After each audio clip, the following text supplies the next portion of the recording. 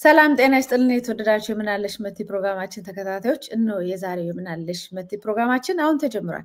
በዛሬው የምናለሽ መቲ ፕሮግራም የኢትዮጵያ ህልውና አድን የጋራ ምክር ቤት በሚል የተሰባሰቡ ኢትዮጵያውያንን ወደ እናንተ አቅርቤላችኋለሁ። እንግዶቼ ሰፋ ይላሉ። ምናልባት በዛሬው በአንድ ፕሮግራም ላይ ያልቅ ይችላል። ደጋግሜ ግን በየጊዜው ወደ እናንተ መጋብዛቸው ይሆናል። መስመር ላይ ዶክተር ነብሩ ነጋሽ፣ መምህር ደምሰው፣ ኮማንደር አሳምነው እንደዚሁም ኢንጂነር ኦባንግ ኦማን ወደ ኋላ ላይ የሚቀላቀለ እንደዚሁም መምህርት ነፃነት አወቀ እነዚህን ሁሉ ለማስተናገድ ነው የዛሬው መድረክ ያዘጋጀሁት። እንግዲህ በምንችለው መጠንና በተሰጠነ የሰዓት ገደብ መልኩ እንሄዳለን። መታሰቢያ ቀጸላ ነኝ። አብራችሁ ቆዩ።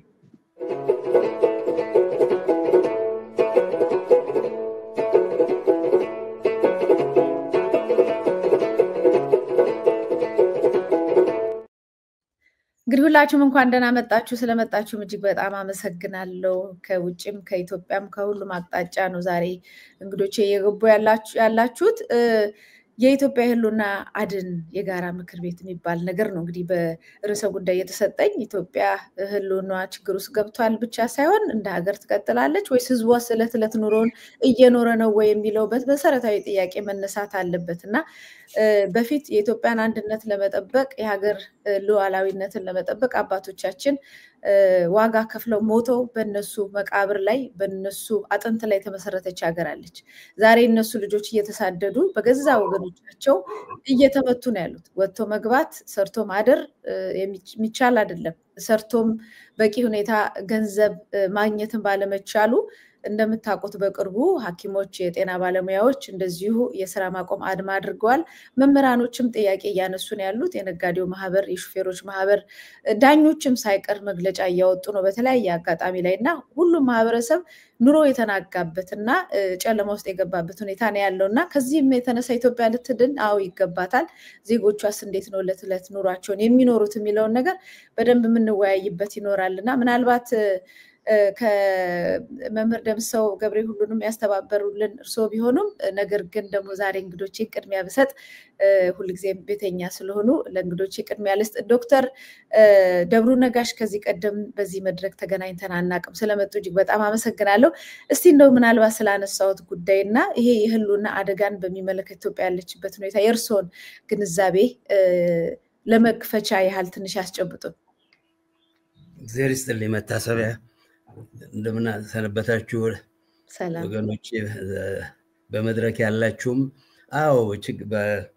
እንደውም ያንሳል ተወራለች ነው አዘውትሬ አውጥቼ አውርጄ የምገለገልበት ቃል ኢትዮጵያ ተወራለች ነው። ለመወረር የግድ የውጭ ሰው መሆን አያስፈልግም። በጠላት በተወረርንበት ጊዜ በጠላት የዛሬ 90 ዓመት ግድም 20 በመቶ ነው ፈረንጅ፣ የቀረው 80 በመቶ ኢትዮጵያዊ ነው ባንዳ። ስለዚህ ዛሬ ጣታችንን እንትን ብለን ፈረንጅም ባንል ኢትዮጵያ ተወራለች። ኢትዮጵያኖች ኢትዮጵያዊ ነን በማይሉ አይደለም በኢትዮጵያዊነት ላይ ኢትዮጵያ አይደለንም ያሉ ለአለፉት 34 ዓመታት በኢትዮጵያና ኢትዮጵያኖች ላይ ጦርነት የመዘዘ እዛው ሀገር ተወልደው ያደጉ የጠላት የሆኑ በሰንደቋ በቋንቋው በህዝቡ በምን በሁለንተናዋ በራድ ድንበሯ ጦርነት የመዘዙ ያስመዘዙ በጠላቶች የተወረዱበት ጊዜ ነው እና እንዲሁ በትንሹ እንደ እንትን የሚታይ አይደለም። ተወረናል የሚለው እንትን ሊሰርግ ይገባል በእያንዳንዳችን አእምሮ ባይ ነኝ። አድራጎታቸው ባዕድ ካደረገው ካሁን ቀደም ኢትዮጵያን ከወረሩ ባዕዳን ፈረንጆች የባሰ እንጂ የተለየ ስላልሆነና ህልውናዋን ኢትዮጵያን የወረሩ ፈረንጆች እንኳ እንገለገልባታለን፣ ሰው አስፍረን እንኖርባታለን ብለው ነበር እንትን ያሉት። እነኚህ ግን ሊያጠፏት የመጡ ወራሪዎች ናቸው። ስለዚህ ከወራሪ ምንም አይጠበቅም። ባጭሩ ተወረናል የሚለው ነው እና ዛሬ የምናየው ምልክት ነው የዚህ የሰው በቃኝ ብሎ የመነሳቱ እንትን 70 በመቶ የሚሆነው የኢትዮጵያ መንግስት ሰራተኛ መምህራን ናቸው፣ አገር የሚቀርጹ እነሱ ተነስተዋል። የቅርብ ጊዜ ጉዳይ ነው። ከሐኪሞቹ ጋር እንትን ማድረግና የቀረውም ኢትዮጵያዊ። ስለዚህ ጽዋው ሞልቷል፣ ተወረናል ነው ባጭሩ። በዛች ልቋጭ ለጊዜው መታሰብ። መልካም አመሰግናለሁ። ምናልባት ወደ ኮማንደር አሳምነው ልምጣና ያው ሀገር ሲወረር ወታደር ሄዶ ሀገር ይጠብቃል። አሁን ኢትዮጵያ ውስጥ የሚዘምተው ሁሉ በገዛ ወገኑ ላይ ነው። ሰልጥኖም ታፍሶም በግዴታም ተወስዶ የሀገሪቷ ባጀት ተንጠፍጥፎ ለወታደር ለመሳሪያ ለድሮን ለጥይት እየተመረተ ይህንኑ የኛኑ ወገን የኛኑ ወጣት የኛኑ ማህበረሰብ እና የኛኑ መሰረተ ልማት የሚያወድም እንቅስቃሴ ነው በኢትዮጵያ ውስጥ ያለው እና ይሄ በታሪክ ታይቶ አይታወቅም። የውጭ ጠላት ይመጣል፣ ወራሪ ይመጣል። መንግስታቶችን በየጊዜው አምባገነን መንግስታት ይመጡና የሚቀናቀናቸውን የሚመቱበት የሚያስከነዱበት ወይም የሚገዙበት ሂደት አለ። በበቀል እርምጃ ግን የገዛ ህዝቤን ካላጠፋው ብሎ በዚህ ደረጃ በህዝብ ላይ የዘመተ መንግስት መጥቶ አያውቅም እና ይሄ ነገር እንዴት ነው የሚታየው? እስከ መቼስ ይሄ ነገር መቀጠል አለበት? እንዴትስ መቆም አለበት የሚለውንም በዛው ላይ ሀሳብ ብሰጠን ኮማንደር። እሺ አመሰግናለሁ እጅግ በጣም። እንግዲህ ወታደር ነኝ። በግዴታም በውዴታም የሚሄዱ አሉ። ግን እኔ በኔ አንፃር እጄ ጥዬ ነው የመጣሁት። በጣም የሚያሳዝን ነገር ታሪክ የሚያሳዝን ኢትዮጵያ በዚህ ጊዜ ሲወደቀች እኔ እንዴት አድርጌ ልታገል? በዚህ ጊዜ ኢትዮጵያን ለማዳን ወደኋላ ልሂድ እንጂ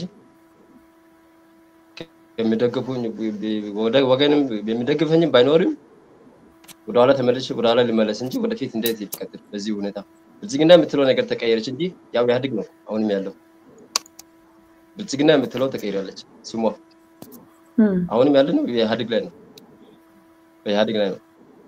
ኢትዮጵያ አሁን ያለችበት የፖለቲካ ሁኔታ ከቀን ወደ ቀን አስከፊ ደረጃ ላይ ነው የደረሰባት። የህዝብ ዘግናኝ የፖለቲካ ሂደት ከጀምሩ በልኩ ቀን በአቤቱታ ቅሬታ በማቅረብ ሊፈታ አልቻለም እስካሁን። በዛ ወደ ኋላ ተመልሼ ራሴን እስቲ ወጣትነትም ዘመን ላይ ስላለው እስቲ ወደ ኋላ ልመለስና አሁን ፋኖ በመነሳቱ በጣም በጣም በጣም ደስ ብሎኝ ነው። እንደው ምናልባት ፋኖ መጀመሪያም ለሀገር ያለው ፋኖ ነው።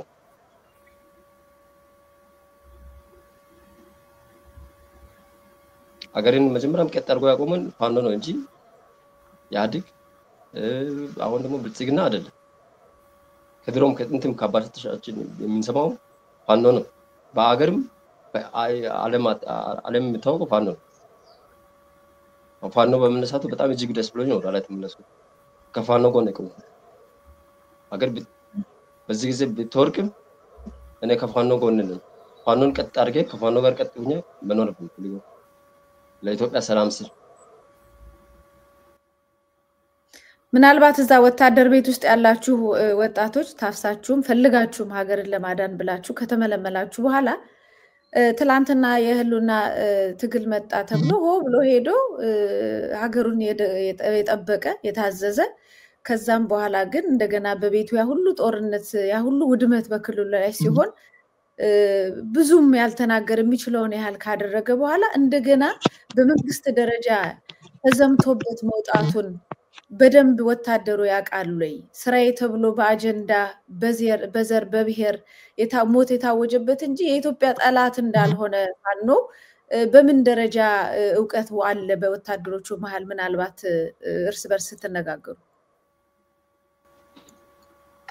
በወታደሩ መሃል ያው እውቀት አብዛኞቹ ወታደሮች እውቀት የሌላቸው ነው።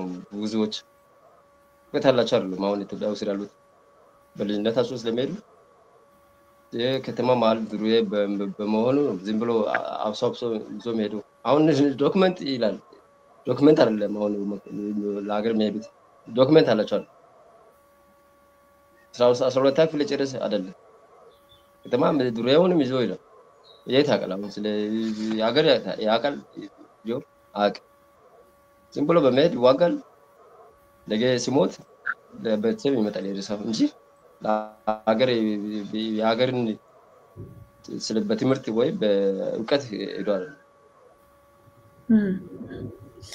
መልካም ጓዶች በትምህርት አይደለም ዝም ብሎ በመሄድ መልካም መምህር ደምሰው ገብሬ እንግዲህ መምህር አንተ ያልኩ ነው ሄዶ ከዚህ ቀደም አንተ በይም በሚል እዚህ ቃለ መሐላ ውስጥ አስገብተኛል ያው መምህር ጋሽ አለው አይደለም እኮ እዚህ አንድ ሰው በሚዲያ ሲቀርብ ጀነራል የተባለው ጀነራል ዶክተር ይሄ ሚዲያ ኮሙኒኬሽን ህግ ዩኒቨርሲቲ ትምህርት ላይ አለ ሰው በሙያው ነው የሚጠራ ሚዲያ ላይ ሲቀርብ ችግር የለውም ቀጥይ መምህር መምህርማ ነው የምለው ልክ ነው አንቱና አንተ ታውን ማለቴ ነው ከዚህ ቀደም ተከራክረን ተስማምተናል ተቀበያለሁ መምህር አንተ ነው የሚባለው ጋሼ ነው የሚባለው በሚል ነው እንግዲህ ልመለስና ወደ አንተ ከዚህ ቀደም እንደዚሁ በዚህ መድረክ ላይ ከዶክተር እስማኤል ጋራ ከኢንጂነር ባንክ ጋራ ተደጋጋሚ መታችኋል በዚህ መድረክ ላይና ሁሉ ጊዜ ማንተ የምትለው እናት ሀገራችንን ከውድቀትና ከውድቀት እናድን የሚል መፈክር ነው ሁሉ ጊዜ ይዘምትመጣው ከዛ በኋላ ግን ምን አደረጋችሁ ይሄንን ነገር ለመወሰን ለማዳን ከውድቀትም ከውርደትም ከልቂትም ቀደም ዶክተር ደብሩ እንዳሉት ከወረራና በወረራው ከሚመጣው ልቂትም ሀገራችን ለማዳን በእናንተስ በኩል ምን እንቅስቃሴ አለ የሚለውን እስቲ ትንሽ መለስ ብለ መረጃ ወስድ ኦኬ በርግጥ የሀገራችን እናት ሀገራችን በአሁኑ ሰዓት ምን ያህል በምን አይነት ደረጃ ላይ እንደምትገኝ በበለጠ ማንኛውም የኢትዮጵያ አብዛኛው ክፍል ይረዳል የሚል ሙሉ እምነት አለኝ ከጊዜ ወደ ጊዜ ችግሮቹ እየተባባሱ አንደኛ በተለያዩ ቀውሶች ነው ሀገሪቷ ዛሬ ተዘፍቃ የምትገኘው ሲቪል ዋር ነው የፍትህ እጦት አለ ኢኮኖሚካሊ ክራይስ ነው ፖለቲካሊ ክራይስ ነው ጂኖሳይድ ነው በኢትዮጵያ ላይ ያልታየ ነገር የለም ከታሪክ የማይማረው ገዢው መደብም ነገሮችን ሁሉ አወሳስቦ ኢትዮጵያን ለውርደትና ለውድቀት አጋልጧል ለዚህ ነው ሁላችንም ተሰባስበን ባለፈው ህብረት ነበር የፈጠርነው ህብረቱን ፈጠርንና የተወሰኑት እዚህ አካባቢ በአሜሪካ አካባቢ የሚገኙ ሰዎችን ብቻ የሚደረገው ትግል ለውጥ አያመጣም ለውጥ የሚያመጣው ምንድነው መሬት ላይ ያለው ትግል ነው ዋናው ኢትዮጵያ ውስጥ ለውጥ የሚያመጣው ለዚህ ነው አሁን ከባለፈው ጊዜ ጀምሮ እኛ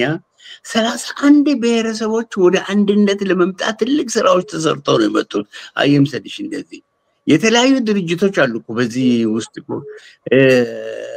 ህብር ኢትዮጵያ የመሰለ የወላይታ ኦህዴግ የመሰለ የኦሞ ህዝቦች ዲሞክራሲያዊ ንቅናቄ እነዚህ ሁሉ ወደ አንድነት መጥተዋል 31 ብሔረሰብን ያቀፈ ድርጅት በኢትዮጵያ ታሪክ ላይ አሁን አልተፈጠረም ሁሉ ምንድነው ሲቪክ ማህበራት እኮ ነው ያለው እኔ ባለውበት አሜሪካ ሀገር ውስጥ በሙሉ ያለው ምንድነው ሲቪክ ማህበራት ነው እኛ የፈጠርነው አሁን ኢትዮጵያ አድን ዓለም አቀፍ የጋራ ምክር ቤቱ አሁን 31 ብሔረሰቦች አለ አማራው ኦሮሞ ትግሬው ወላይታው ጋሞ ዶርዜው ደራሸው ጌዲዮ ሲዳማው በዚህ ግብረ ኃይል ውስጥ ነው ያለው ታሪክ ነው ይሄ የተሰራው እውነት ለዚህ ነው ኢትዮጵያ አሁን ሀገራችን ከደረሰ እጅግ ውስብስብና ከባድ አደጋ ላይ ነው ሀገሪቷ ያለችው ኦልሞስት መስቀልያ መንገድ ላይ ነው ኢትዮጵያ ያለችው ስለዚህ እናት ሀገራችንን ከውርደትና ከውድቀት ለማዳን የሚችለው ምንድነው በህብረት በአንድነት ብቻ ነው ለዚህ ነው እናት ሀገራችን ላይ ትልቅ አደጋ ተደቅኗል ለዚህ የምሁራን አስተዋጽኦ አለ የተለያዩ ድርጅቶች አስተዋጽኦ አለው ሁላችንም ልዩነቶቻችንን አስወግደን ለነጻነቱ የማይታገል ህዝብ ባርነትን የመረጠ ነው ለዚህ እናት ሀገራችንን ከአደጋ ለመከላከል ሁላችን ወደ አንድነት ግብረ ኃይል ምክር ቤት ውስጥ ለተሰበሰብ ነው ይሄንን ለመሰብሰብ ብዙ ፈተና ነው ብዙ ውጣ ውረዶችን ያየ ነው ካለዛ አደጋው እጅግ በጣም ከባድ ነው በአሁኑ ሰዓት ብናታይም እንደ በፋኖች በኩል ያለው ልዩነቶቻቸውን ሁሉ አስወግዶ ወደ አንድነት መጡ ወደ ህብረት መጡ ይሄ ትልቅ ነገር ነው ስለዚህ ነገ አድሮ ውሎ ደግሞ የዜግነት ግዴታችንን በታሪክ ተወቃሽ እንዳንሆን መጪው ትውልድም ተጠያቂ እንዳንሆን ሁላችንም በህብረት በአንድነት ሆነን እናት ሀገራችን ከውርደትና ከውድቀት ማዳን ነው ዋናው ዓላማ ይሄ ምክር ቤቱ የተቋቋመውም በፍትህ በሰላም እጦት አደጋ ላይ የወደቀችዋን ኢትዮጵያን ለማዳን ነው። ሁለተኛ አማራጭ መንገዶችን ለመፈለግ ነው። ሶስተኛው ምንድነው? የጋራ ህብረትን ለመፍጠር ነው። ወደ አንድነት ለመምጣት ነው። ከዛ ደግሞ ዘላቂ ሁሉን አሳታፊና አካታች የሆነውን ናሽናል ዳያሎግ ናሽናል ሪኮንሲሊየሽን ብሔራዊ እርቅ ለማድረግ ነው። አሁን በዚህ ላይ ይሄ ዋናው ግብረ ኃይሉ አብዛኞቹ አባላቶቻችን አሁን አገር ቤት ውስጥ አሉ፣ አፍሪካ ሀገር ውስጥ አሉ፣ አውስትራሊያ አሉ፣ ካናዳ አሉ፣ በተለያዩ አውሮፓ ሀገሮችም አሉ። እነዚህ ሁሉ ወደ አንድነት መጥተዋል። ይሄ ቀላል ነገር አይደለም። ትልቅ ስራዎች እየተሰሩ ነው። በሚቀጥለው ደግሞ ምን መደረግ አለበት፣ የኢትዮጵያ መውጫ መንገዷ ምንድነው፣ ከዲያስፖራ ምን ይጠበቃል የሚለውን ሂማኒቲ ሰብአዊነትን ደግሞ በመለከት አጠር አድርጌ በአስተያየት አቀርባለሁ። እጅግ በጣም አመሰግናለሁ። ታንክ ዩ ሶ ማች። መልካም። እዚች ላይ እንደው አንድ ጥያቄ ልጨምር። 21 ብሔረሰብ በአንድ ላይ ተሰባስበን ነው አንድ ላይ ነው እየሰራ ነው የሚል መረጃ ሰጠኸኝ ነበርና እነዚህ 31 ማለት 31 ብሔረሰብ በአንድ ላይ ኢትዮጵያ አሁን ያለችበትን መከራ ይሄ መንግስት ሀገሪቷን እንደ ሀገር እያወደማት እንደሆነ እኩልነት እንደሌለ የብሔር ጥላቻ እንዳለ ያለውን ነገር በደንብ የተረዳና በሀገራችን ላይ እርስ በርስ በተለይ የመከፋፈሉ ነገር ዛሬ የተጀመረ አይደለም፣ ትላንት የተጀመረ ነውና ይሄን ሁሉ ተረድቶ ነው ከዛ በተቃራኒው መንገድ የኢትዮጵያን አንድነት ጠብቆ ያለውን ችግር በደንብ በአንድነት እይታው እንዴት ነው? ተስማምታችኋል ወይ? ስምምነት አላችሁ ወይ በዚህ ጉዳይ ላይ? ሹር 100% እርግጠኛ ነኝ። ለዚህ ሁላችን ተስማምተን ነው። አሁን ሰው አሁን የሚያየው አንድ የአማራውን ትግል ብቻ አይደለም። አማራው ላይ አሁን ከላይ በድሮን በጀት ቦምብ መዝነቡን በከባድ የጦር መሳሪያ አማራው ክልል ዜጎች፣ ትምህርት ቤቶች፣ ህፃናት፣ አረጋውያን ሁሉ መደብደባቸው አይደለም እኮ። የዚህ አይነት ችግር ጋሞን ገጥሟል። ከ20 ሺህ በላይ ጋሞ ተፈናቅሎ ወድቋል።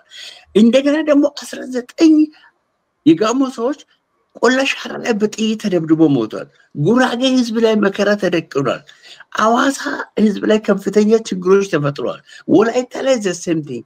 ይሄ እኮ ነው ችግሮቹ።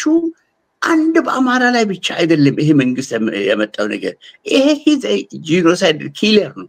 ገዳይ በመሆኑ ብልጽግና መራሹን ይሄንን ስርዓት ለመጣል ሁሉም በጋራ መተባበር አለበት፣ በቃ ማለት አለበት። ይሄንን ደግሞ አምነን ተቀብለን ነው ሁላችንም። ለብቻ አንድ ድርጅት አሁን ኢትዮጵያ ውስጥ እዚህ ቢቋቋም ለዛ እኮ አሜሪካ ውስጥ አሁን እኔ ባለሁበት ቦታ 16 ድርጅት አለ እዚህ ሲያደር ምንም መብት አይደለም። ይሄ ሲቪክ ማህበር ነው።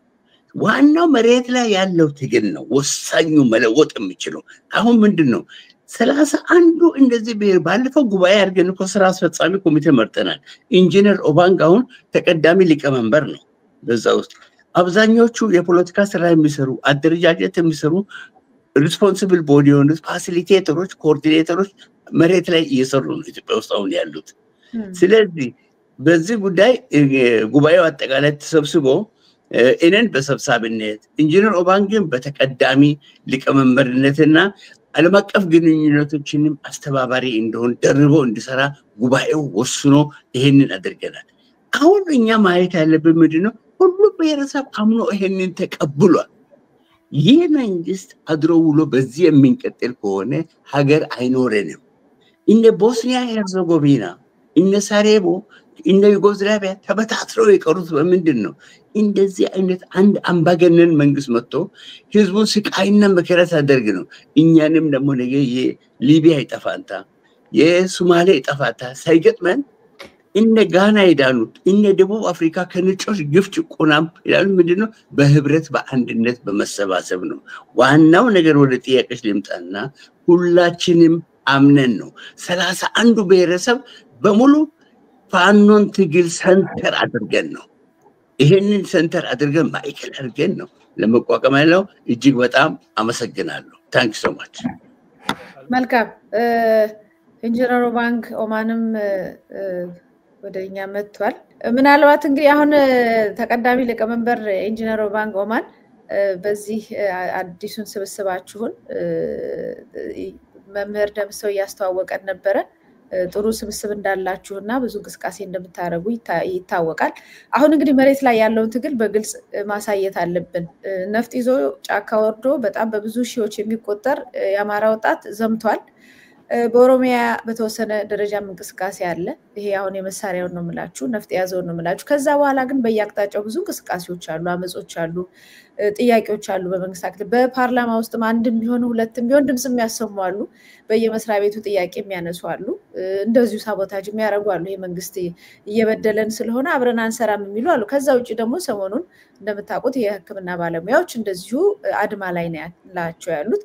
መምህራንም እንቅስቃሴ እያደረጉ ነው ያሉት። እንግዲህ አሁን መሬት ላይ በተወሰነ ደረጃ አድማ አለ፣ እንቅስቃሴ አለ። ያ ወደ ህዝባዊ አመጽም ሊያድግ ይችላል፣ አናውቅም። እሱን ብዙ ሰዎች ይህንን ነገር ከዚህ በፊትም ጠይቀው ሰልፍም ተጠይቀው ብዙ ዋጋ ተከፍሎበታል። አሁን የጫካና የከተማ ትግል አለ፣ ሰላማዊ ትግል አለ፣ የመሳሪያ ትጥቅ ትግል አለ። እናንተ የቱ ጋር ነው የምናያችሁ? ምንድነው የእናንተ ስራ? ይሄንን ትግል ወደ ተሻለ መንገድ ለማራመድ የእናንተ ስራ ምንድነው የሚለውን እስቲ በተወሰነ ደረጃ ሀሳብ ስጥበት ኢንጂነር ኦባን። እንግዲህ እኛ ሌላ ልዩ ዓላማ የለም፣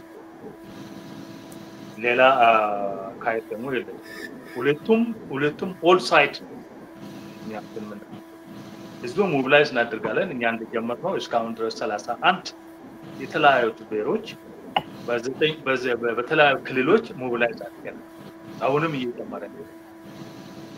ይሄ እንግዲህ እኛ በምንችል አሁን የትጥቅ ትግል የሚያርጉት አሉ። አሁን ለምሳሌ በደቡብ አካባቢ አሁን ፋኖ ክሬት ሆኗል። ያ ማለት ትጥቅ ትግል። ሌላ ደግሞ ሞቢላይዜሽን ያደረግን ነው ሌሎች። ስለዚህ ኦል ሳይድ ይሄ መንግስት ለመጣል በአንድ አቅጣጫ ብቻ የሚሆን አይደለም፣ በተለያዩ ዳይሬክሽኖችን መጠቀም ይቻላል። እና የኛ አካሄድ በዚህ ሳይት ነው ብለን እንትን የወሰንነው እንትን ያለ ኦል ሳይት ሁሉ ሞቢላይዝ እናደርጋለን። ህዝባዊ ኢንቨስትመንት ይደረጋል። ከሌሎቹ ጋር አንድ ላይ ሆነን ነው ማገዝ ነው።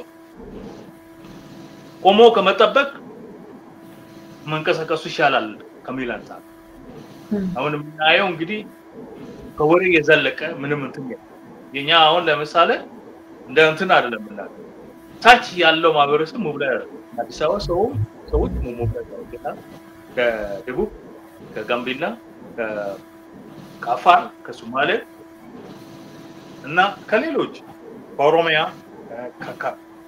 ከአማራ ክልል ሞቢላይዝ አንድነት ያዋጣል። አንድ ላይ ስንሆን ነው ይሄንን መንግስት መጣል ብንችለው የሚል አጀንዳ ነግረናቸው ይሄን አስፈላጊነቱ አሁን አድማሱ እየሰፋ ነው። ስለዚህ ሁሉም ሳይድ ኦል ሳይድ መልካም። ወደ መምህር ልምጣ። ሌሎች እንግዶቻችን የኢንተርኔት ችግር አጋጥሟቸዋል መሰለኝና ተቆራርጠውብኛል። ኮማንደርም ወጥቷል። ሲቪላይዝድ የሆነ የሰለጠነ እኩልነት ያለበት ሁሉንም ያከበረ ሁሉንም ብሔር ነገድ ማንኛውንም ቋንቋ ያከበረ እኩል ዜጋ የሚፈጠርበት ሲስተም የሚዘረጋው እንዴት ነው? እኛስ የዛ አስተዋጽኦአችን ምን ይመስላል?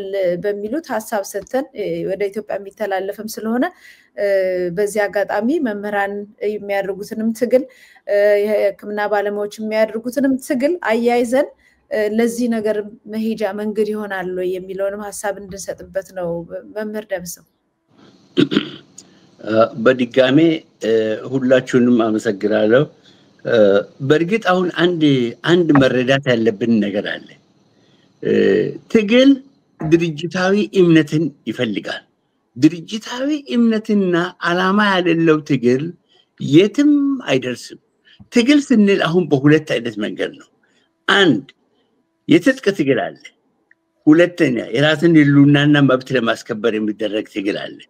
ሁለተኛው ደግሞ ሰላማዊ ትግል አለ። በሰላማዊ ትግል የሚሄዱት እንቅስቃሴዎች የተወሰኑ ደረጃዎች ነው የሚሄዱት። ይህም በመንግስት በጎ ፈቃደኝነት ነው የሚሄዱት። ግን ትጥቅ ትግልና ህዝባዊ እምቢተኝነቱ ተጠናክሮ የሚወጣ ካልሆነ በስተቀር መሰረታዊ ለውጥ አይመጣም። አሁን አብዛኛው ሰው ምንድነው ህዝባዊ እምቢተኝነት ህዝባዊ እምቢተኝነት ያለ ድርጅት ህዝባዊ እምቢተኝነት ፈጽሞ አይታሰብም። ለዚህ ነው አሁን ይሄ የጋራ ግብረ ኃይሉ ምክር ቤት በአደረጃጀትም ኢትዮጵያ ውስጥ ካሉት አፍሪካ ሀገር ካሉ አውሮፓ ካሉት አሜሪካ ካሉት ከሁሉ የተቀናጀ ነው። ስለዚህ እኛ ዋናው ነገር ሀገራችን ላይ ምንድነው መሰረታዊ ለውጥ ራዲካል ቼንጅ ለማምጣት ነው።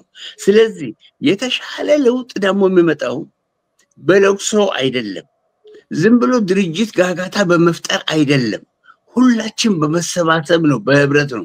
ዋናው መሬት ላይ ያለውን ነው ትግል በደገፍ ነው።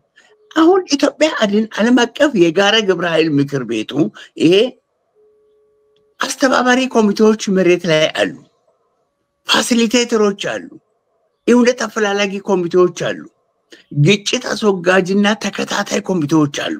ይሄ ፎርማል ሆነ። ለምን ይሄ ሰውዬ አሁን አብይ እንዳጋጣሚ ኢትዮጵያን ጥሎ ቢሄድ ቢወጣ ሀገሪቷን የሚረከብ አካል ማን ነው የሚለውን ኢትዮጵያ ውስጥ አሁን ትልቅ ስራዎች እየተሰሩ ነው ያሉት። ማካሳሌ የሴኔጋሉ መሪ መጣ እዚህ ኒውዮርክ የተባበሩት መንግስታት ድርጅት ጉባኤ ላይ 200 ሰዎችን ነው ምሁራንን አስሮ ወይን ቤት ከቶ ነው የመጣው። ግን እንዳለ የሴኔጋል ልጆች ከዚህ ከኛ አካባቢ ሁሉ ነው አውሮፓ ያሉት በሙሉ ተጠራርተው መጥተው ነው ማካሳሌን ኒውዮርክ አደባባይ ላይ ያዋረዱት። ከፖሊስ ኦፊሰሮች ጋር ሁሉ ግብ ገጠሙት። ጀግንነት እንደዚህ ነው። እኛ ጋር ምንድነው ደመቀ መኮንን ሲመጣ እከሌ አንዱ ደግሞ ከፍተኛ ባለስልጣን ሲመጣ ኬክ የሚቆርስ ህዝብ ነው እዚህ ያለውኛ ሰው። ስለዚህ በጣም አስቸጋሪ ነው። የድርጅት ጋጋታዎች አይጠቅሙንም። ዋናው ምንድነው የተሻለ ለውጥ እንዲመጣ የምንፈልግ ከሆነ እናት ሀገራችን ከውርደትና ከውድቀት ለማዳን ምንድነው የጋራ ግብረ ኃይል ምክር ቤት ውስጥ መሰባሰብ ነው። አሁን አንደኛ ይሄኛው ምንድነው አሁን እኛ የኛን ትግል የፋኖን ትግል መሰረት አድርገን ከወንድሞቻችን ጋር ውይይት ከአራቱ እዞች ጋር ውይይቶችን አድርገናል። ከተለያዩ ምሁራኖች ከየዩኒቨርሲቲው ኢትዮጵያ ውስጥ ካሉት አጠቃላይ ከየዩኒቨርሲቲ ምሁራኖች በዚህ በግብረ ኃይል ውስጥ እኔ ጃጋማ ዛሬ ቢኖር ጥሩ ነበር፣ እነ ዶክተር ተስፋዬ ቢኖሩ ጥሩ ነበር፣ እነ ኢንጂነር ሳሙኤል ቢኖሩ ጥሩ ነበር። እነዚህ ግለሰቦችም ሁለት ትልቅ ኃላፊነት ያላቸው ሰዎች አንዳንድ አሉ። በተለያየ አሁን ስማቸውን በትግል ስም ነው አሁን የሚጠሩት። አብዛኛዎቹ በከፍተኛ የሥራ ኃላፊነት ነው በአሁኑ ጊዜ ያሉት። ኢትዮጵያን አሁንም ቢሆን ይህንን ክፉ ስርዓት የምናስወግደው በመሰረታዊ ለውጥ ነው፣ በጥገናዊ ለውጥ አይደለም። በጥገናዊ ለውጥ የምናደርግ ከሆነ አሁንም ሌላ አምባገነን በአንድ ብሔር በአንድ አምባገነን ኢትዮጵያ የምትመራበት ጊዜ ከአሁን በኋላ አክትሟል። ደቡብ ያለው አሁን 66ቱ ብሔረሰብ ነው። ኦልሞስት ወደ 16ቱ ኖማድስ ናቸው፣ ከብት አርቢና ዘላኖች ናቸው። የቀረው ግን ሁሉ ምንድነው የፋኖን ትግል አሁን መሰረት አድርጎ የሚደግፍ ነው። መሰረታዊ ለውጥ ፈላጊ ነው። ለውጥ ደግሞ በምንድነው? በማልቀስ በየለቅሶ ቤቱ በየአበሻ ሬስቶራንቱ በማልቀስ አይደለም፣ በየፌስቡክ ላይ በመዶለት አይደለም፣ በዛ አይደለም። ሁላችንም ለትግል አስተዋጽኦ ስናደርግ ነው። አሁን አገሪቷ ላይ አንድ ችግር ቢፈጠር ኮኦርዲኔተሮች የታሉ? ፋሲሊቴተሮች የታሉ? ሀገር የሚያረጋጉ ሰዎች የታሉ? የሰላምና እርቅ ጉባኤ የሚያደርጉ የታሉ? ናሽናል ዳያሎግ ማን ነው አሁን የሚያደርገው? እዚህ አሁን ሀገር ያለው ትልቁ ችግር በጣም መጠንቀቅ መታሰቢያ ያለብን ምንድነው? ግማሹ እዚህ አሁን እኔ ባለሁበትም ህገ መንግስት ይጽፋል፣ ግማሹ የሽግግር መንግስት ቻርተር ይጽፋል፣ ግማሹ ፍኖተ ካርታ ይሰራል፣ ግማሹ ሮድ ማፕ ያወጣል፣ ግማሹ መተዳደሪያ ደንብ ያወጣል፣ ግማሹ ደግሞ ለድርጅት ለመፍጠር ሩጫና ግብግቡ ሌላ ነው። ግማሹ ከገዢው ብልጽግና መንግስት ጋር ደግሞ በምርጫ ለመወዳደር እየተሯሯጠ ነው የሚገኘው። ይሄ ነው በቃ አሁን ያለው ትልቁ ድክመት ይሄ ነው። ዋናው ከባንግላዴሽ ህዝብ ለምን አንማሪም? ከስሪላንካ ህዝብ ለምን አንማሪም? ከጋና አክራ ህዝብ ለምን አንማሪም? ከደቡብ አፍሪካ ህዝብ ለምን አንማሪም? እናት ሀገራቸውን ከውርደትና ከውድቀት ያመጡ ምንድነው ሁሉን የሚያስተባብር የጋራ ግብረ ኃይል ያስፈልጋል። ኢትዮጵያ ውስጥ አሁን አንድ ትልቅ አደጋ ቢፈጠር በዚህ ከላይ በኩል ፋኖ ይመጣል፣ በዚህ በምስራቅና በምዕራብ በኩል ኦነግ ከፍተኛ ሁኔታዎች ደም ኢትዮጵያ ውስጥ ታይቶ የማይታወቅ ይፈሳል። ትልቅ አስቸጋሪ ወይ በአንድ ሌላ አምባገነን ደግሞ ይጠለፋል። የኢትዮጵያ ህዝብ እንደገና ስቃየ። ለዚህ ነው ሀገር የሚያረጋጉ እውነት አፈላላጊ ኮሚቴዎች፣ ኮኦርዲኔተሮች በሀገር ቤት ውስጥ ይሄ በአስቸኳይ መቋቋም ያለበት ጊዜው አሁን ነው። ለዚህ ትልቅ ስራዎች እየተሰሩ እንዳሉ አውቃለሁ። ለምሳሌ በኃይለ ሥላሴ ጊዜ ተጠለፈ፣ በደርግ ተጠለፈ፣ በወታደር ያ ሁሉ ከ40 ሺህ ከ50 ሺህ በቀይ ሽብር አለቀ ወጣቱ። ከደርግ ደግሞ ምንድነው ወዲያው ለአዲስ አበባ ዩኒቨርሲቲ መምህራኖች አስረክብ ሲባል አይ አለ መንግስቱ ኃይለማርያም ይሄው ዕጣ ፈንታ ገጠመው። ስለዚህ አሁን ደግሞ መጨረሻ ላይ ወያኔን አንገታግቶ በጫካው ህገ መንግስት በተለይ በብሔርና ቋንቋ መሰረት ባደረገ ህገ መንግስት ኢትዮጵያ ውርደት አይታ እኛ እኮ ከፍት ነው ክልል የሚያስፈልገው አስተዳደር ወሰን ነው እንጂ ክልል አስፈላጊ አይደለም። በዚህ ሁኔታ ላይ ሀገሪቷን በማይረባ ህገ መንግስት ላይ ወድቀን ሀገራችን በዘር ጥላቻ ላይ ሰክረን ቀረን። ለዚህ ነው ሁሉም ህገ መንግስት መጻፊ መሆን የለበትም። አሁን ኢትዮጵያን ከውርደትና ከውድቀት የሚያድነው ምንድነው? አስተባባሪ ኮሚቴ መቋቋም ነው። ይሄ በእኛ ግብረ ኃይል ውስጥ ሁሉ አለበት፣ ሁሉ ብሔረሰብ አለበት። ዓላማችን የምናደርገው ምንድነው? መሰረታዊ ለውጥ ነው። ትልቅ ስራዎች ሀገር የሚያረጋጉ ፋሲሊቴተሮች በአሁኑ ሰዓት ተቋቁመዋል። እንደገና ትሩዝ ፋይንደርስ እውነት አፈላላጊዎች አሉ። እንደገና ደግሞ ግጭት አስወጋጅ ኮሚቴዎች አሉ። የእርቅና የሰላም ጉዳይ ፒስፉል ሜከርስ የሚባሉ ይሄንን ሁሉ ተቋቁሞ አልቋል። ስለዚህ ሀገር የሚረከቡ ሰዎችን ማዘጋጀትና ኢትዮጵያን ወደ ዘላቂ ሰላምና ወደ ፍትህ ሀገር የሚመራው ደግሞ በፖለቲካ አይደለም፣ በህግ ነው። ህግ ኢትዮጵያ ህዝብ ቅድመ ከምንም ነገር በላይ አድርጎ ምንድነው የህግ የበላይነትን ቦት ማድረግ አለበት። ይሄ የበላይነቱ በፊት ደግሞ ምንድነው አስተባባሪዎቹ ናሽናል ዳያሎግ፣ ሰላምና ደህንነት፣ ትራንዚሽናል ጀስቲስ፣ እነዚህ ነገሮች ሁሉ ተያይዞ የሚመጡ ነገሮች ናቸው። ሽግግር መንግስት ያለው ሩቅ ቦታ ላይ ነው። አሁን አንዳንዱ ሽግግር መንግስት ነው፣ ሽግግር መንግስት ሩቅ ቦታ ላይ ነው። እኛ ናሽናል ዳያሎግ ያልጀመርን ሰዎች ሆነ ገና ናሽናል ብሔራዊ ውይይት፣ ብሔራዊ መግባባት፣ ብሔራዊ እርቅ እንደ ደቡብ አፍሪካ በአራት ከተማ ላይ ነው ያደረጉት። በጆሃንስበርግ፣ በኬፕ ታውን፣ በኒውዚላንድ፣ በፕሪቶሪያ ላይ አድርገው ነው ወደ ራሳቸው ህዝባቸውን ከውርደት ያዳኑት። ስለዚህ ምሁራኖች ለምሳሌ ምንድነው አውሮፓ በርካታ ምሁራኖች አሉ። በዩኒቨርሲቲ የምንተዋወቀው በርካታ ሰዎች አሉ። የት አሉ ዛሬ ለሀገርና ለህዝብ? የለንደን ፋኖቹ ጀግኖች ናቸው። ስዊዘርላንድ ሄዶ ታሪክ የሰሩት አንድ ጓደኛ የልኮልኝ ቪዲዮ አይቼ እጅግ ኮርቻለሁ በለንደን ልጆች። ግን ሌሎቹ የት አሉ? ኖርዲክ ሀገሮች፣ ስካንዲኔቪያ ያሉት፣ ስዊድን፣ ዴንማርክ፣ ፊንላንድ ያሉት የት አሉ? ቆይ ሀገርና ለህዝብ የሚቆሙት አሜሪካ እኮ ብቻ በዲሲ ብቻ ሜሪላንድ 600 ሺህ ኢትዮጵያ ያለው። ከዛ ምንድነው 400 ሺህ በላይ አማራ ነው። ሰላማዊ ሰልፍ ሲጠራ 2000 ሰው አይወጣም። ይሄ ሞት ነው። ዋናው ለአንድ ሀገር ምንድነው? ነፃነት ነው። ነፃነት ደግሞ ምንድነው? እንካ ተብሎ የሚሰጥ ኬክ አይደለም። መብት ይጠየቃል፣ ነፃነት ይጠየቃል፣ አይለመንም። እኛ ትምህርት ቤት በነበርንበት ጊዜ ይሄ እከለ ይሄ አማራ ነው ይሄ ኦሮሞ ነው አይደለም እኮ የእከለ የመታሰቢያ ጸባይ እንዴት ነው? የአልማዝ ጸባይ እንዴት ነው? ከሰው ጋር ትግባባለች አትግባባም ነው ወንድሞቻችን ጋር እህቶቻችን ጋር የምንባባሉ እንጂ ይሄ ብሔር አይደለም፣ ይሄ ጎሳ አይደለም። ስለዚህ ዋናው ነገር ሀገር ቤት የሚቋቋመው ነገር አሁን ሰዓት ወሳኝ ነው። አሁን የሕክምና ሰዎች አሉ፣ መምህራኖች ጋር ትላንት በርካቶች ወንድሞቼ ጓደኞቼ ጋር ተገናኝቻለሁ። ስለዚህ ምንድነው መብት መጠየቅ መሰልጠን ነው። ይሄንን ማወቅ አለብን። እኛ የስልጣኔ ምልክት እኮ ነው መብት። አሁን ሐኪሞች ተምሮ የተማረ ሰው መራብ የለበትም እኮ። የተማሩት ለባርነት አይደለም እኮ፣ መብት ለመጠየቅ ነው አንድ ሰው። ስለዚህ ሀገር ቤት የተቋቋመው አሁን ኢትዮጵያ አድን ዓለም አቀፍ የጋራ ግብረ ከኛ ጋር በጥምረት የሚሰሩት ትልቅ ስራዎች እየተሰሩ ነው። ለወደፊት ለሚመሰረተው ኢትዮጵያ መሰረት እየተጣለ እኮ ነው።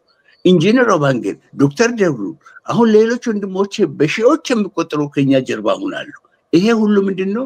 ኢትዮጵያን ለማዳን ኮኦርዲኔተሮች ተቋቁመዋል፣ ፋሲሊቴተሮች ተቋቁመዋል። ታንክ ሶ ማች እጅግ በጣም አመሰግናለሁ። ኮማንደር አሳምነው እንደገና ተሳክቶለት ገብቷልና ምናልባት ሐሳቡን ሰጥቶን እንደገና ሳይቋርጥ እንዴት ነው ኮማንደር አሳምነው ምናልባት በአንተ እድሜ ክልል ላሉ በውትድርናው ውስጥ ያሉ በዚህ ትግል ውስጥ እየተንቀሳቀሱ ያሉ ሰዎችንም እንደው ቤታቸው ማያገባንም ብሎ የተቀመጡትም በዚህ በወሳኝ በሆነ ጊዜያት ውስጥ በምን መልኩ መሳተፍ አለባቸው መሳተፍስ የለባቸውም ወይ በአገር ጉዳይ ላይ የሚለውን እንደው ምክር ቢጤ ሐሳብም ወይም ያለህን ሐሳብ እንድታካፍለን ልጋብዝ እሺ ኢንተርኔቱ አስቸግሮታል ወደ ኢንጂነሩ ባንክ ልምጣ ማጠቃለያም ነው ኢንጂነሩ ባንክ አሁን እየተደረጉ ያሉትን የመምህራኑ በደንብ በሰፊው እንቅስቃሴ ይፈልጋል ግን መምህር ደምሰውን በደንብ ሄዶበታል በየአቅጣጫው የሚደረገው የህሉና ትግል ላይ ማህበረሰቡ ያለው ተሳትፎ ምን መሆን አለበት በተለይ በሙያዎች የሙያ ማህበራት የመምህራን ማህበራት የሰራተኛው ማህበራት የመሳሰሉት በዚህ ጉዳይ ላይ በሁሉም ላይ የመጣውን መከራ በአንድ ላይ ቆሞ እንዴት ነው ይሄን ነገር ማለፍ ያለባቸው የሚለውን እንደው መልእክት በርግጥ እናቃለን ጋምቤላ አካባቢ ብዙ እንቅስቃሴ አሁን እየተደረገ ነው ያለው ሰሞኑን ብዙ ሂደቶች አሉ ወራሪም ገብቶ እየወረረ ነው ያለው የሚጠብቅ መንግስትም የለም ከዛም አቅጣጫም እንዲሁም በሌሎች አካባቢዎች ለሚደረጉት ትግል ማህበረሰቡ ምን ያህል ተሳትፎ ማድረግ አለበት የሚለውን እንደው ማጠቃለያ ሐሳብ አካፍለን ወል እንግዲህ ዋና ነገሩ ያው ደም እንዳለውና ሌላ ጓደኛዬ እንዳለው ሁሉ አሁን እኛ ድምጽን ትንሽ ከፍ አድርግልን ህዝቡ ማህበረሰቡ ሞቢላይዝ ማድረግ ነው ማነሳሳት ነው መቀስቀስ ነው ምክንያቱም አሁን ያለው ችግር ይሄ ነው ብለህ ልትለው አትችልም ቶኑ በጣም ከፍተኛ ነው የሁሉም ኬስ የሁሉም ቤት ወይም የሁሉም በር እንኳን ስለዚህ ነው አሁን አይም ሐኪሞች ስለዚህ በኢትዮጵያ ታሪክ ውስጥ ሐኪሞች አንድ ቀን አመጾ ወይም አመጽ አድርጎ አናውቅም ባለፈው ስታት ይሄ ራሱ የዚህ ለውጥ አስፈላጊነት ምልክት ይሄንን እንግዲህ ሞቢላይዝ ማድረግ ያስፈልጋል ሁሌ በቃ ልክ አሁን ሚዲያ ላይ እንደምንገባ እና ከሚዲያ በመናስተላለፋቸው መልእክቶች እናንተ ደግሞ በመታደርጉት የተለያዩ ሰዎችን ኢንተርቪው የማድረግ ይሄ ሁሉ ቀስቀሳ ቀላል መሳሪያ ነው ከጥቂት መጥቆስ በላይ የሚሄድ እንትን ስለዚህ አሁን መቆም የሌለበትና ወደፊት መሄድ ያለበት ህዝቡ ማነቃቃት መቻል ማነሳሳት መቻል እንዴት ነው ምናነሳሳ ልክ በምን ይችላል በሆል ሳይ በሚዲያ ይሁን በግል ይሁን ምን ይሁን ያንዳንዱ ችግሩ እንደራሱ ችግር ሆኖ አንደርስታንድ ያደረገ ሰው ሁሉ ተነሳስቶ እንትን ማለት መቻል ያው ምንም የቀረ ነገር የለም አሁን በኋላ ምንድነው የምንጠብቀው ልኬት ነው ራሱ ብቻው ይገለናል ዳቱ ሰው የሚበላ ነገር ካጣ አንድ ሐኪሞቹ አሁን የሚበሉት ነገር የለም ደሞዝ አይበቃም እንደ ባለስልጣናት ልዩ ጥቅሞች የሚያገኙ ሰዎች አይደሉም ወደ ሌላ ብትይጪ ከዛ በታች ያለው ምን አይነት ኮንዲሽን ነው የሚጠበቀው ስለዚህ ሰው መነሳሳት መቻል አለበት ይሄ ለማድረግ ደግሞ ኤጀንሲዎች ያስፈልጋል እኛ ራሳችን እንደ ኤጀንሲ ሆነን ነው ስለምናደርገው ስለዚህ የኛ ቁጥር ይበረከት ትግሉ የሚያፋጥንበት መንገድ አንዱን ስልት ይሆናል ብዬ ነው የምገመተው የፋኖ ትግል ባለው የሌሎቹ ሞቢላይዝ የማድረግ ሁኔታ ባለበት ይሄ ሁሉ በማናበብ ለካውን እኛ እንደምናደርገው በማናበብ እርስ በርስ በመወያየት በመነጋገር ፕላኖችን በማውጣት ወደ ትግል መግባት ታቱ አሁን ምንም የቀረ ነገር የለም ህዝቡ ተነስቷል ኦሬዲ ተነስቷል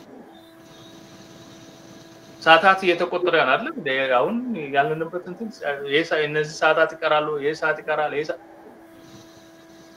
ይሄ ራሱ ቀላል ሞቲቬሽናል ስለዚህ እንዳልኩት ያው ሁላችንን አንድ ላይ ሆነን ተናበን እርስ በርሳችንን ተናግረን ይሄንን እንትን መንግስት ማስወገድ መቻል አለዛ ነው ምንም እንትን የለው መልካም ማለት ያንን ነው አመሰግናለሁ መልካም እኔም አመሰግናለሁ።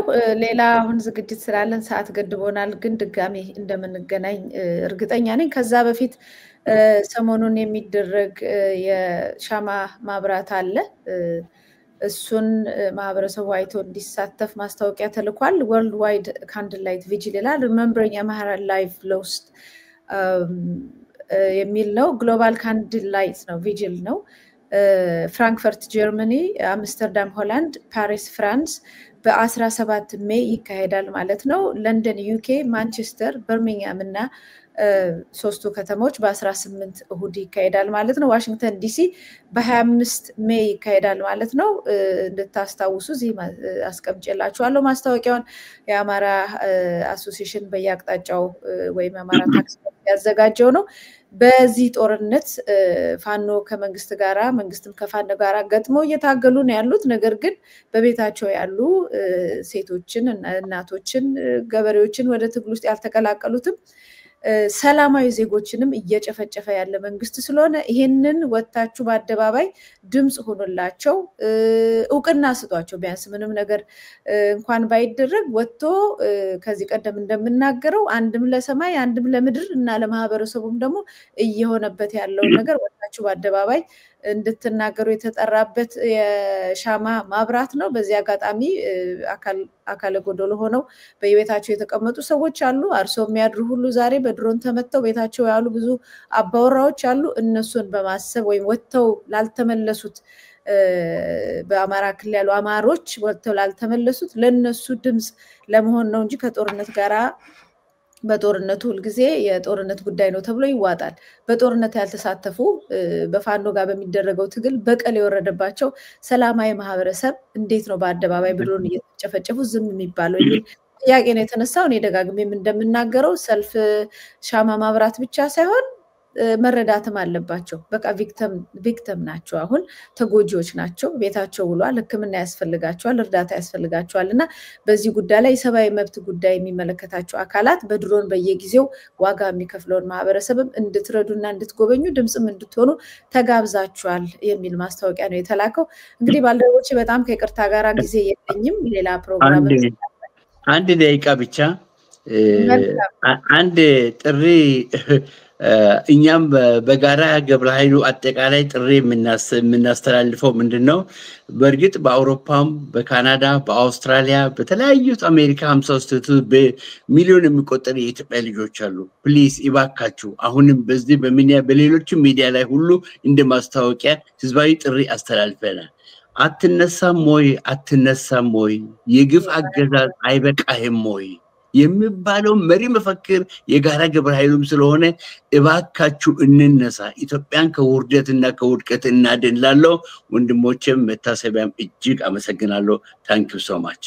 እኔም እጅግ አመሰግናለሁ። መምህር ደምሰው፣ ኢንጂነር ባንክ፣ ዶክተር ደብሩ ነጋሽ ሁላችሁንም ከዚህ የቀረቡትንም ኮማንደር አሳምነውንም ሌሎችንም በመስመር ላይ ሞክረው ያልተሳካላቸውን ወይም በኢንተርኔት ኢትዮጵያ ያስቸገራቸውንም ሁሉንም እጅግ በጣም እናመሰግናለን። ዋናው ነገር በዚህ ዘመን ሁሉ መከራ በወረደበት ጊዜያት ውስጥ ዝም የማይሉ ድምጾች እንዳሉ ነው፣ የሚንቀሳቀሱ ህዝብ እንዳለ ነው። ከዚህ ተነስቶ ነው ለውጥ የሚመጣውና አንዳንድ ጊዜ የሚታየው ነገር በእውነት በሀገራችን ውስጥ ሁሉ መከራ ያለ የሁሉ ስቃይና ደም እየፈሰሰ ዝም ብሎ መኖር ይቻላል፣ አያገባኝም ብሎ መኖር ይቻላል የሚል ጥያቄ ነበር። አሁን ከጫፍ እስከ ጫፍ ህዝቡ ያለውን መከራ በየቤቱም ስለገባበት እውቅና እየሰጠ ነው። ከዚህ ነው ለውጥ የሚመጣውና ይሄ መከራ አይበቃም ወይ? አንድ ላይ እንነሳና ለውጥ እናምጣ የሚለውን የመምህር ደምሰውን መልእክት እንደዚሁ ነው የምደግመው ነው። ተመልካቾቻችን አድማጮቻችን ሳስተናግዳችሁ የዋልኩት እኔ መታሰቢያ ቀጸላ ነበርኩ። በሌላ ፕሮግራም እስከምንገናኝ ሰላም ቆዩ።